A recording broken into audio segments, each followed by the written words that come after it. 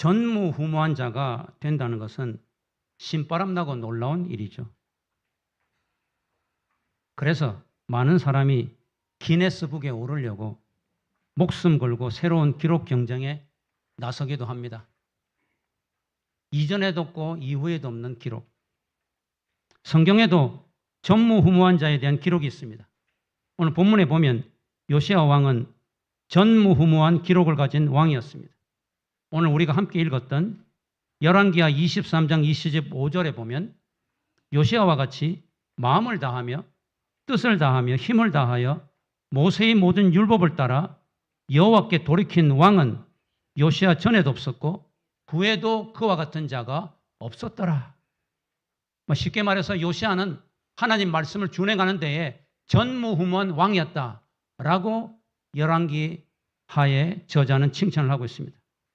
2025년 칼빈교회의 표가 말씀을 살아내라, 말씀으로 살아내라 라는 표입니다. 요한계시록 1장 3절에 근거하여서 하나님의 말씀을 읽고 듣고 그 말씀을 지켜 행하는 것을 뜻합니다. 그런데 말씀을 읽고 듣는 것은 그 말씀을 생활에 적용하여 실천하고 순종하기 위함입니다. 만약에 말씀을 우리가 듣기만 하고 읽기만 하고 그 말씀을 순종하고 생활에 실천하지 않는다면 그 말씀이 아무 소용이 없다는 이야기. 그런 의미에서 요시야 왕은 전무후무한 신앙인이었습니다.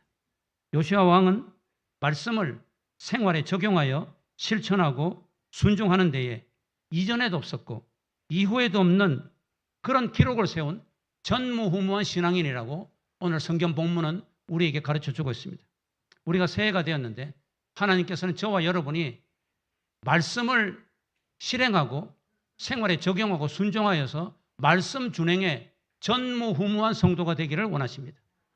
그러면 어떻게 해야 저와 여러분이 말씀을 준행하는 데에 이전에도 없었고 이후에도 없는 그런 성도가 될 수 있는가?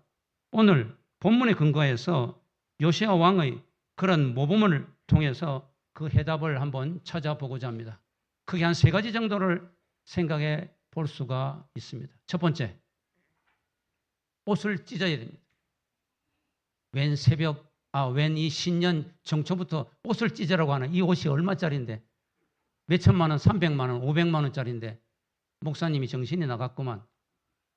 옷을 찢으라고 하는 것은 실질적으로 찢는 것이기도 하지만 이것은 비유법적인 표현이기도 합니다. 우리가 말씀을 준행하는 데 전무후무한 자가 되려면 먼저 옷을 찢어야 된다. 이 말은 다른 말로 하면 하나님 말씀에 반응할 줄 알아야 된다는 이야기. 하나님 말씀을 들었으면 표시를 내라는 말이에요. 할렐루야! 반응하잖아요. 반응을 해야 돼요.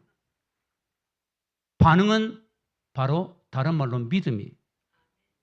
하나님 말씀을 들었으면 표시를 내라. 하나님 말씀 받고 하나님 말씀이 그렇구나. 새해 하나님의 그 뜻이 이렇구나. 하나님의 계획이 이런 것이구나 하고 깨달았으면 반응을 하라는 의미예요. 믿음은 다른 말로 리스판스, 반응이에요. 하나님의 사랑과 은혜에 반응하는 이게 믿음이에요. 하나님의 은혜를 내가 너무나도 감사한다. 십자가에 그 은혜가 없었으면 내가 어찌 살아갈고 그걸 깨달았으면 반응을 하라는 이야기. 그게 믿음이에요. 하나님의 계획과 뜻에 반응하는 것이 바로 믿음입니다. 요시야 왕은 오늘 본문에 보니까 11절에 하나님의 말씀을 듣자 그의 옷을 찢었어요. 하나님 말씀에 반응하는 거죠. 자신이 하나님 말씀에 반응한다고 하는 것을 외적으로 표시하는 거예요. 우리가 2025년 하나님께서는 우리가 하나님 말씀에 네가 반응하고 있느냐, 내 말을 들었느냐, 내 말을 깨달았느냐, 그러면 외적으로 표시를 내라, 반응을 하라. 그 말을 오늘 옷을 찢어라 라고 이야기해요. 왕이 미안합니다. 미쳤다고 그건 자기 왕복을 찢겠어요? 그거 얼마나 비싼 건데, 옛날에 옷이 얼마나 귀한 건데 그걸 왜 찢겠어요? 그것은 하나님 말씀에 대한 외적인 반응이요 표시라는 이야기입니다. 2025년 새해가 되었습니다. 많은 사람이 새해에 어떤 목표를 세우고 그 목표를 달성하고자 맨 먼저 외적인 표시를 냅니다. 여러분 새해 무슨 목표를 세웠습니까? 예를 들면 이제 고3이 된 수험생은 책상 앞에다가 사당오락이 뭡니까? 옛날에 제가 공부할 때는 4시간 자면 합격하고 5시간 자면 떨어진다. 그게 사당오락이에요. 그거 딱 붙여놓고 머리에다 질끈 동료 메고 그리고 열심히 공부하죠. 공부방에 변화를 줍니다. 공부하는 분위기로 만듭니다. 또한 여러 가지 계획표도 막 세워놓습니다. 표시를 내야 돼요. 나는 수험생이다. 나는 고3이다. 내가 공부하는데 아무도 방해하지 마라. 나는 열심히 할 것이다. 예를 들면 또 금년을 목표로 하는 사람은 뭐 재떨이, 라이터, 담배 이걸 다 쓰레기통에 집어넣고 뭐 은단이라든지 또 금년에 필요한 여러 가지를 이렇게 쫙 늘어놓고 또 금년 올해의 목표 뭐 이렇게 해가지고 분위기를 내고 표시를 내야 된다는 이야기. 사랑하는 성도 여러분, 우리가 달라지려면 먼저 외적인 표시도 중요합니다. 변화가 되려고 하면 주변 환경에 변화를 주는 것이 필요합니다. 내가 예수를 믿는다는 것을 표시를 내야 돼요. 내가 교회 다니는 예수 믿는 자라는 것을 내가 열심히 새해에는 교회를 열심히 다니겠다고는 표시를 내야 된다. 요시야 왕은 남유다 왕국 말기에 나라를 다스렸던 신앙인입니다. 그는 8살에 오늘 1절에 보니까 왕위에 올랐어요. 그래서 31년을 다스렸어요. 그렇지만 10년은 그가 어린 나이에 어머니가 수렴청정을 했기 때문에 실질적으로 18살, 오늘 3절에 보면 18살 자신의 의지, 자신의 생각대로 나라를 다스리게 되었을 때에 제일 먼저 한 일이 무엇이냐? 오늘 3절에서 7절에 보면 성전을 수리하는 것이었습니다. 그는 늘 어린 마음에도 하나님이 성전이 이렇게 허술하게 되어 있어서 되겠는가? 눈이 오고 비가 오니까 막 물이 줄줄 새고 거미줄이 쳐 있고 엉망진창이다. 그래서 그가 왕으로서 자기의 그런 어떤 인격과 자기의 의지와 자기의 생각으로 나라를 다스릴 수 있는 18살이 되었을 때 제일 먼저 성전을 수리하라 해서 성전을 수리시켰어요. 그런데 성전을 수리하던 중에 성전 안에 뭐가 있었습니까? 먼지가 쌓여있던 율법책이 있었어요. 율법책이 먼지에 쌓여 있는 거예요. 그러니까 얼마나 사람들이 성전에 오지 않았는가. 사람들도 그렇고 제사장들도 그렇고 서기관이고 그렇고 아무도 성전을 와가지고 열심히 예배를 드린 것이 아니에요. 먼지가 쌓여 있는 거예요. 여러분들은 성경책에 먼지가 쌓여 있습니까? 오늘날은 뭐 이 스마트폰에도 성경이 있고 여기에도 성경이 다 나오니까 제가 이렇게 봐도 전부 다 여기 보지 성경책 보고 있는 분은 별로 없더만요. 그 집에 성경책에 이렇게 먼지가 쌓여 표시를 내야 돼. 2025년에 나는 이제 하나님 말씀을 사랑한다. 하나님 말씀을 내가 준행하겠다. 성경에 표시를 내야 돼. 그래서 이 율법책, 먼지가 쌓인 율법책을 대제사장 hil기야가 발견했어요. 그래서 그것을 서기관 사반에게 주었어요. 서기관은 뭐 하는 사람입니까? 서기관은 이 하나님 말씀을 기록하고 그것을 해석하고 또 그것을 사람들에게 읽어주고 연구하는 사람이 서기관이에요. 제사장은 하나님 앞에 제사 드리는 사람이고 그러니까 대제사장이 서기관에게 율법책을 주면서 이걸 왕께 갖다 드려라. 그러니까 이 서기관 사반이 왕 앞에 히스기야 왕 앞에 가서 그 율법책을 읽었더라. 8절에 읽었어요. 쭉 하나님 말씀 읽으니까 요시야 왕이 그 율법책의 말을 듣자마자 즉시로 그의 옷을 찢었다. 즉시로 옷을 찢었다는 말은 뭐예요? 내가 하나님 말씀에 반응한다는 이야기. 외적으로 표시를 한다는 이야기. 내가 이제 달라져야 되겠다는 이야기예요. 그동안 다 하나님 잘 섬기는 줄 알았는데 내가 얼마나 하나님을 섬기지 못했구나. 우리 백성들이 얼마나 하나님 앞에 죄를 지었는가. 달라져야 되겠다는 이야기. 즉시로 옷을 찢었어요. 하나님 말씀을 듣고 깨달았다는 외적인 반응입니다. 즉 회개의 표시입니다. 슬픔의 표시입니다. 오늘 대한민국이 대단히 어렵고 힘든 가운데 있습니다. 백성은 둘로 나눠져 가지고 정치가들에게 완전히 선동을 당해서 그런지 자신이 신념인지는 모르지만 나눠져 가지고 삿대질하고 핏대내면서 열 올리면서 싸우고 있어요. 오늘 우리 대한민국의 교회는 성도들은 그래 되겠습니까? 먼저 우리가 마음을 하나님 앞에 두고 우리가 정말 옷을 찢고 표시를 내면서 하나님 우리가 잘못했습니다. 하나님 우리가 너무 슬픕니다. 이 나라를 어떻게 해야 되겠습니까? 하는 외적인 표시가 있어야 됩니다. 하나님 말씀을 들었을 때 표시를 내라. 반응을 하라. 먼저 외적으로 먼저 표시를 내라는 이야기. 물론 여러분의 옷을 지금 찢으라는 이야기는 아닙니다. 그 비싼 옷을 왜 찢어요? 그러나 외적인 반응과 표시가 있어야 된다는 것을 이야기하고 있습니다. 요시야 왕은 자신과 백성이 얼마나 하나님께 죄를 많이 지었고 하나님의 마음을 슬프게 하였는지 회개하는 표시가 왕이 옷을 찢은 것입니다. 슬픔을 표시한 것이 왕이 옷을 찢은 것입니다. 나 이제 정말 변해야 되겠다. 요시야 왕이 그런 거. 이제 정말 내가 하나님 말씀을 듣고 깨달았으니 정말로 변화돼야 되겠다 하는 것을 표시를 해야 되겠단 말이에요. 그래서 외적인 표시가 옷을 찢은 것입니다. 주변의 모든 신하가 다 보고 있습니다. 영의정도 보고 있고 좌의정도 보고 있고 장관 다 모든 신하들이 보고 있는데 왕이 옷을 찢었다는 것은 내가 정말 변화돼야 되겠다, 정말 새롭게 돼야 되겠다 하는 그런 결심인데, 그렇게 하고 난 다음에 자기가 변하지 않으면 되겠어요? 왕인데 함부로 그렇게 처신하겠습니까? 그러나 말씀을 듣자마자 이래서는 안 되겠구나, 나 왕이 이래서는 안 되겠구나, 이스라엘 백성이 이래서는 안 되겠구나, 와서 옷을 찢으면서 이제 하나님 정말로 달라져야 되겠습니다, 정말로 회개해야 되겠습니다 하는 표시를 했다는 이야기. 주변의 모든 신하가 보고 있고 백성이 모두 보고 있는 가운데서 요시야 왕은 하나님 말씀을 내가 정말로 준행해야 되겠다고 하는 외적인 반응을 보인 것입니다. 두 번째로 마음을 찢어야 돼. 말씀 준행에 전무후무하는 자가 되려면 마음을 찢을 줄 알아야 됩니다.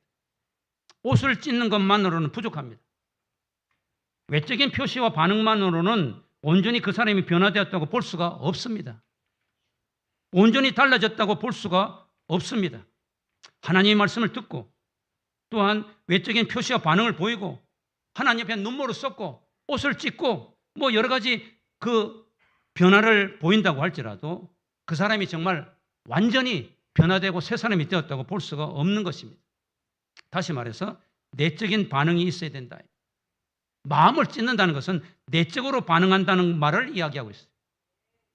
작심삼일이라는 말이 있잖아요.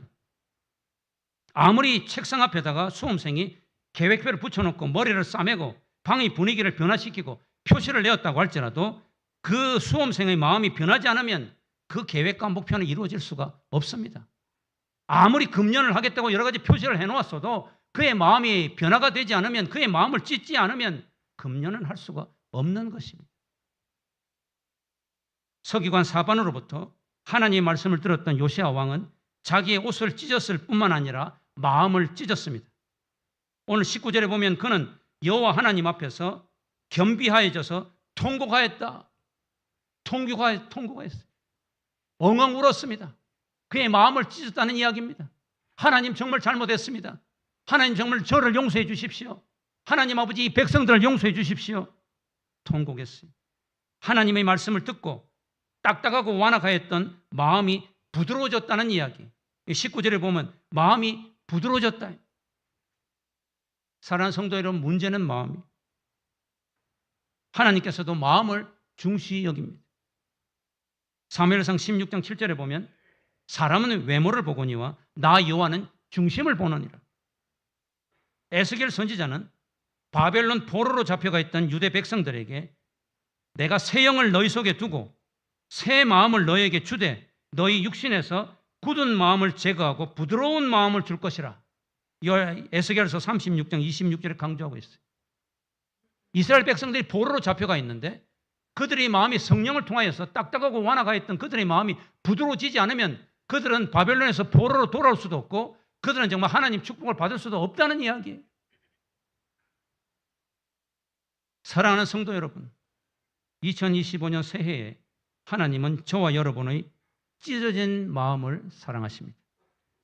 완악하고 교만한 마음이 아니라 성령으로 부드러워진 마음을 사랑하십니다. 하나님이 구하시는 제사는 상하고 통회하는 마음이라고 시편 51편 11절에서 말하고 있어요. 하나님께서는 우리의 마음이 우리의 죄로 인하여서 우리의 연약함으로 인하여서 상하고 통회하여서 회개하는 마음을 사랑하시고 멸시하지 않으신다는 이야기. 누가복음 18장 13절에 보면 세리가 감히 하늘을 우러러 보지도 못하고 다만 자신의 가슴을 치면서 하나님 나는 죄인입니다. 하나님 나를 불쌍히 여겨 주시옵소서 라고 울부짖으며 마음을 찢고 통회하는 모습을 하나님은 아주 기뻐하셨습니다. 너는 구원받았다. 네가 진짜 의인이다. 주님이 칭찬해 줬습니다. 사랑하는 성도 여러분, 그리스도인이 나라와 백성의 완악함과 폐역을 놓고 마음을 찢고 통회하는 것을 하나님은 사랑하십니다. 하나님은 지금 우리나라를 주시해 보고 계십니다. 내가 이 나라를 살려줄까? 망하게 할까? 내가 이것들을 살릴까 말까? 도대체 한국 교회의 지도자들이, 이 성도들이 어떻게 처신하는가? 하나님은 지금 주시하고 계십니다. 하나님이 하시면 못하는 일이 없습니다. 하나님께서 절묘한 방법으로 이 나라를 더욱더 선진 대열으로, 자유민주주의 국가로, 신앙의 선교의 대국으로 든든하게 세워 주실 수도 있고 망하게 하실 수도 있습니다. 하나님께서 우리에게 오늘 본문을 통해서 말씀하시는 것은 너희들이 마음을 찢어라. 이 세리처럼 나는 죄인입니다. 불쌍히 여겨 주옵소서. 모든 목사들이 나는 죄인입니다. 불쌍히 여겨 주시옵소서.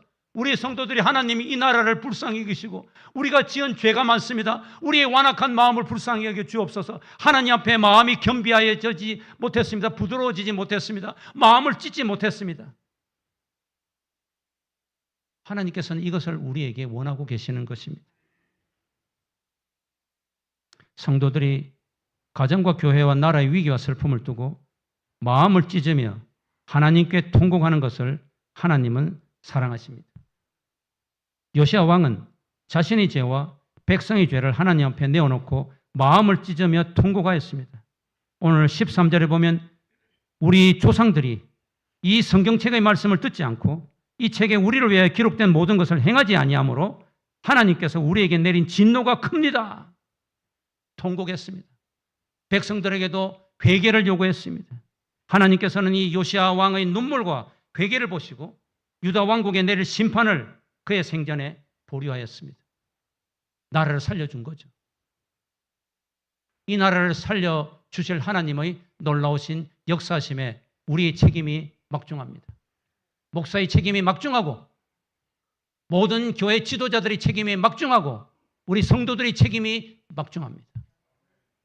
하나님께서 우리가 하는 것을 보고 계십니다. 옷을 찢는 것으로 끝일 것이 아니라 외적인 반응의 표시를 내는 것뿐 아니라 우리가 우리의 마음을 찢어서 하나님 앞에 울며 매달리며 우리의 죄를 회개하고 이 나라를 살려달라고, 우리 가정을 살려달라고, 한국 교회를 살려달라고 우리가 울부짖어야 합니다.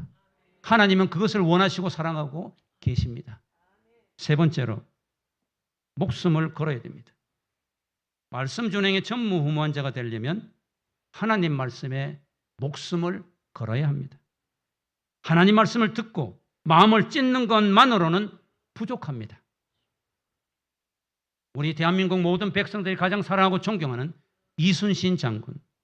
이순신 장군은 우기를 승천할 것 같은 기세로 한반도를 몰아쳤던 왜군을 다 물리치고 연전전승해서 임진왜란에서 도탄에서 나라를 구한 참으로 훌륭한 우리의 장군, 위대한 선조자네. 이순신 장군이 왜 그렇게 승리하고 연성했을까요? 여러 가지 이유가 있겠죠. 책략도 많이 쓰고 또 조류 움직임도 많이 알고 백성도 사랑하고 나라를 충성하고 여러 가지 이유가 있지만 가장 중요한 이유가 뭡니까? 이순신 장군은 내가 이 전쟁에서 죽겠다는 거예요. 실제로 그는 노량해전에서 죽었습니다. 이순신 장군이 목숨 걸고 이 나라를 지키겠다고 내가 싸우다가 죽겠다는 심정이 없었으면 우리는 임진왜란에서 이 왜군에게 철저히 당하고 어떻게 됐을지 모르는 것입니다.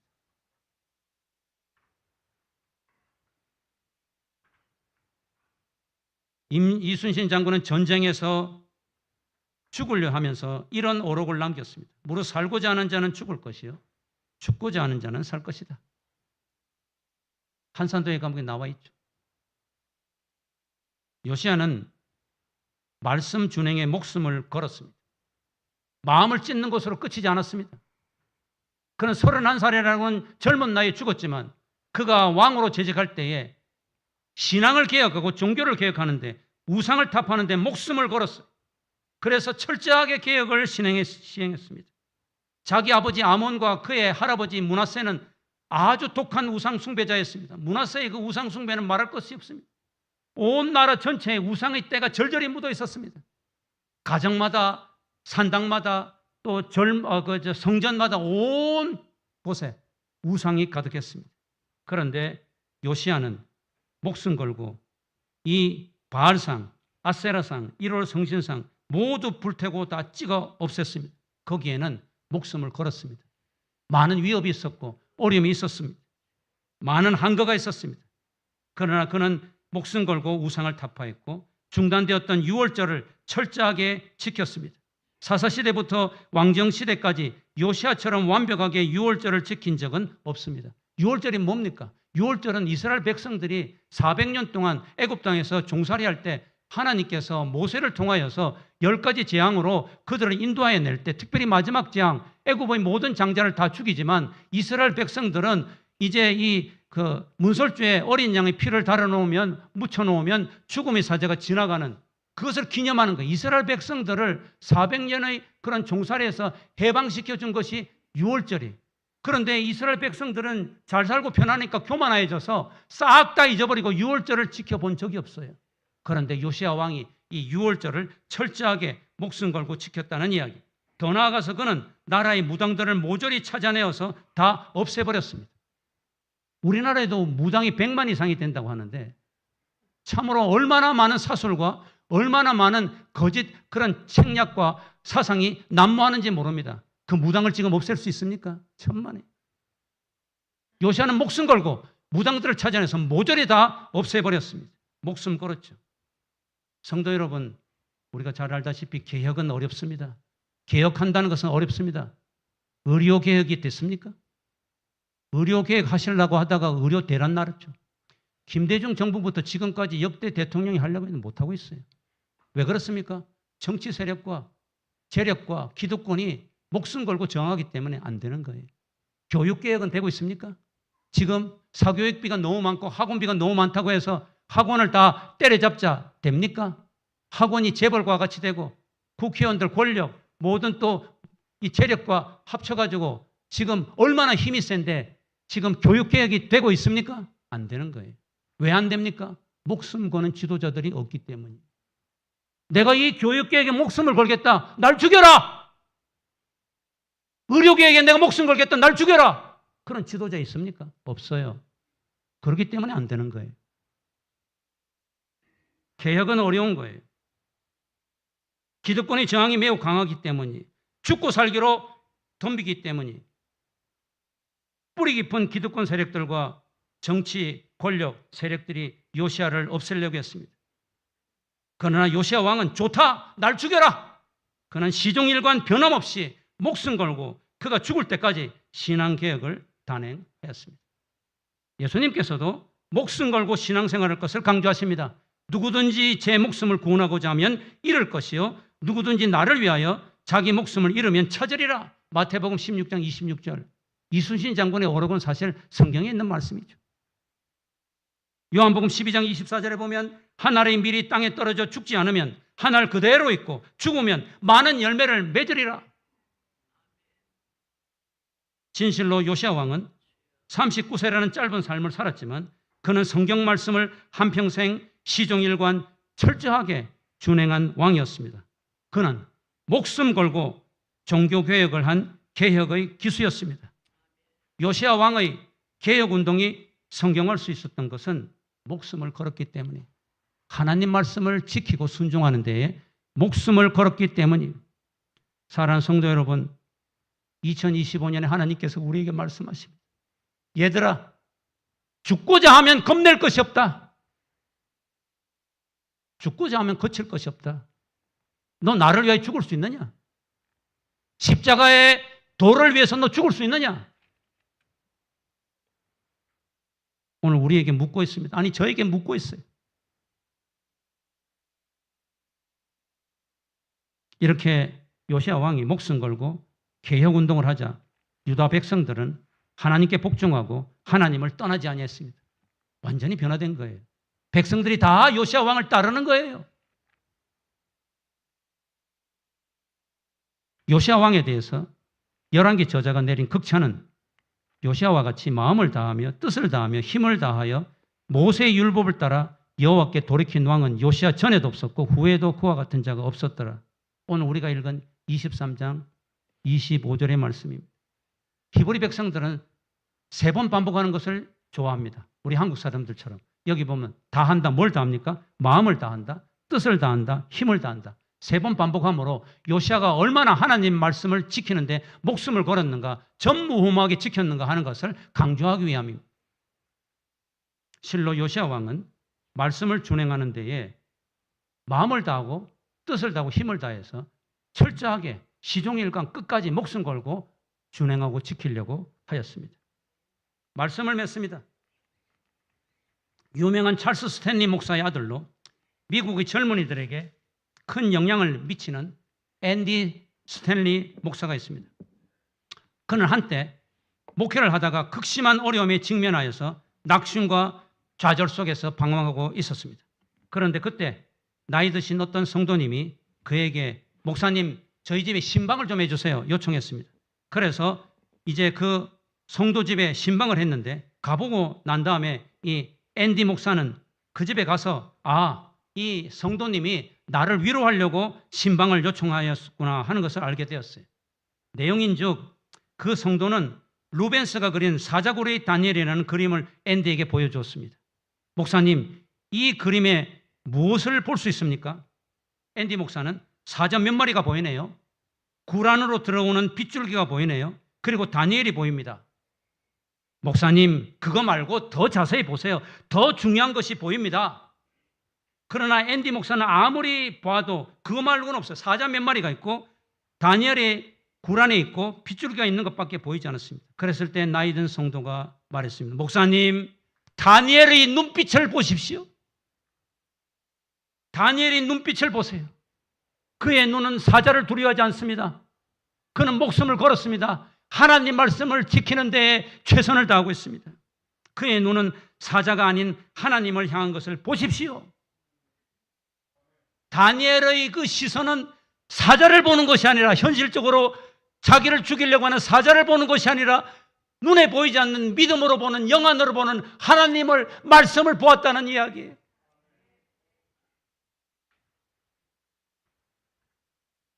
앤디 목사는 이 대화를 통해서 성령 하나님께서 자기를 깨우치기 위함이라 하는 것을 확신했습니다. 그는 드디어 절망과 좌절과 포기를 딛고 일어나 훌륭하게 목회를 하고 있습니다.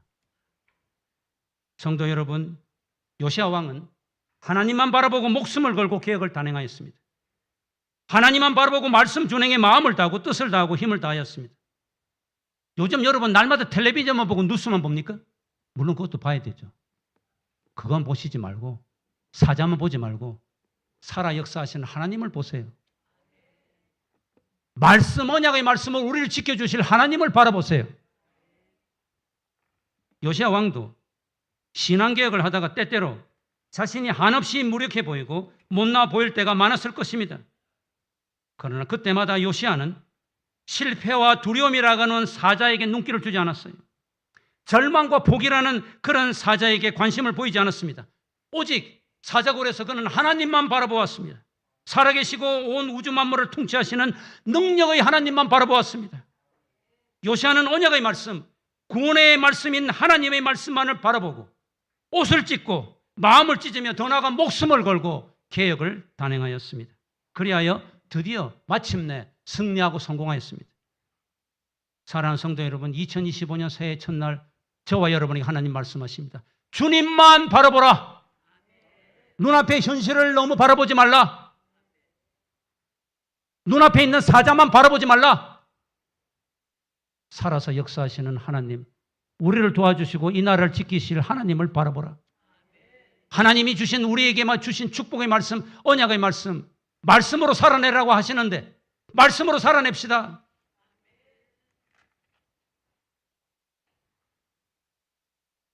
이제 우리는 언약의 말씀만을 바라보고 하나님만을 바라보고 정말로 올해 현실이 너무나도 어렵고 힘들지만은 우리가 그 단순하게 믿음의 눈으로 성령의 눈으로 우리가 주님만을 바라보고 말씀만을 바라볼 때 고난과 위기를 극복하고 저와 여러분을 통하여서 이 한국교회 성도들의 회개와 한국 성도들의 하나님만 바라보는 시선을 통하여서 이 나라가 부흥 발전하고 든든한 반석 위에 설 줄로 믿습니다.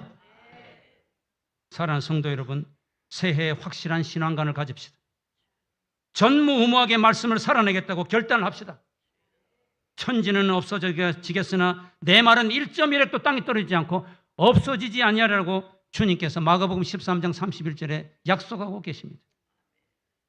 이 하나님의 언약의 말씀, 축복의 말씀으로 승리하는 새해, 여러분과 여러분의 가정과 칼빈교회와 한국교회와 대한민국 되기를 주 예수의 이름으로 축원합니다.